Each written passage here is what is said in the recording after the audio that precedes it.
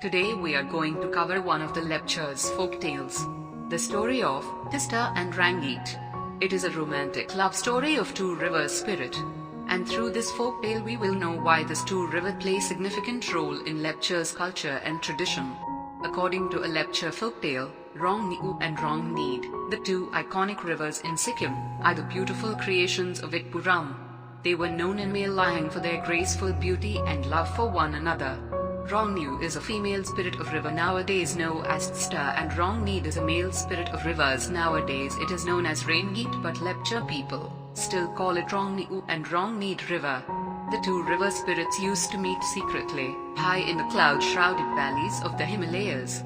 When their love came to light, they offered prayers to Kongchen Konchlo, Mount Kangchen Zonga, and chose to leave their homeland and travel to a far-off land where they could live together forever. Still intending to conceal their love, the river spirits decided to take different routes, promising to meet at Pozok, now known as Peshok, near Darjeeling, located above the confluence of Rongneet and Tista. In good-natured competitiveness, they challenged each other to a race down to the distant plains. Rongnyu and Rongneet, since the two spirits were planning to travel beyond the familiar environs for the first time, they did not know the way to the plains. Rongneet, being of a competitive nature, chose Tandong, the mountain bird known for its swiftness in flight, for a guide, and Rongnyu asked Paralbu, the snake, to guide her. Wishing each other well, the river spirits set off. To Rongneet's dismay, he found that though Tandong was swift, he was easily distracted by fruit-laden trees, brightly colored flowers, or unusual insects along the way. It would often set off to frolic with other birds or take rest to peck on some fruit. Tandong continued to be negligent and behaved this way in spite of Rongneet's consistent reminders about the race.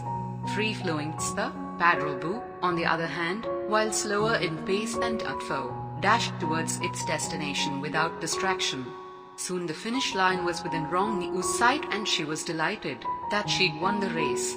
But her happiness was short-lived as the wait for her beloved Rongneet grew longer and longer. After what seemed like an eternity, Rongneet finally streamed in from between deep mountains and saw that Rongnyu was already waiting for him on the plains below. "This Sita, when did you arrive?" he exclaimed in utter shock and disbelief at having lost the race. His pride was deeply wounded.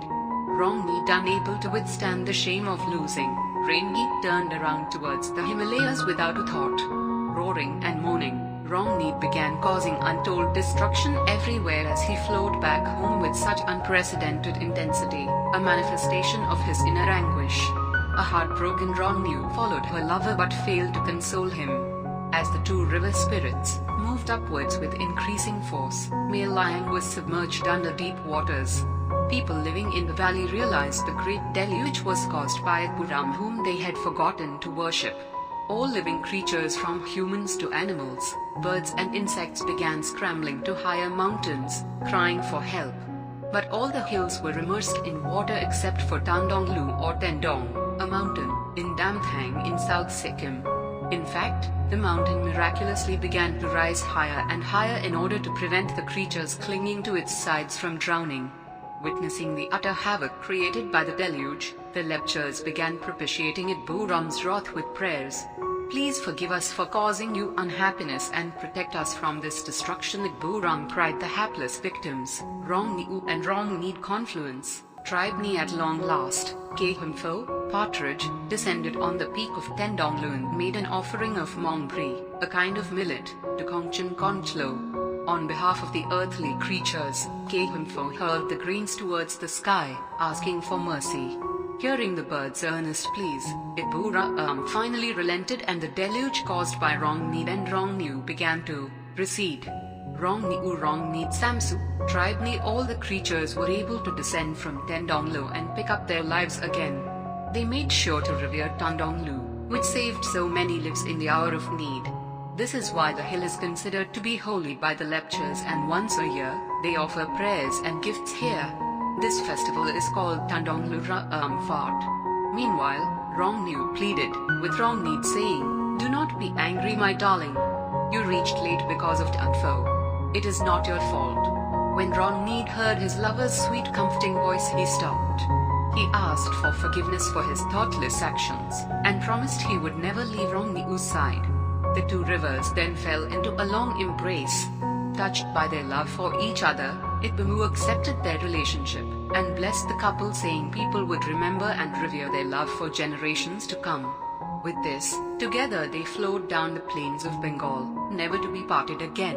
Later, Rongnyu came to be known as Thesidha or Tsta. Moved by the story of Rongnyu and Rongneet, the Lepchas all headed to the confluence of the two rivers to make offerings to the river spirits. To this day, during marriage ceremony, Lepcha brides and bridegrooms have to take oath to live like that of the two river spirits, and they pray to rivers for their happy and prosperous life. Male lying is translated as hidden paradise and is the home of the Lepchas. The Lepcha call themselves Ronka. Thank you for watching.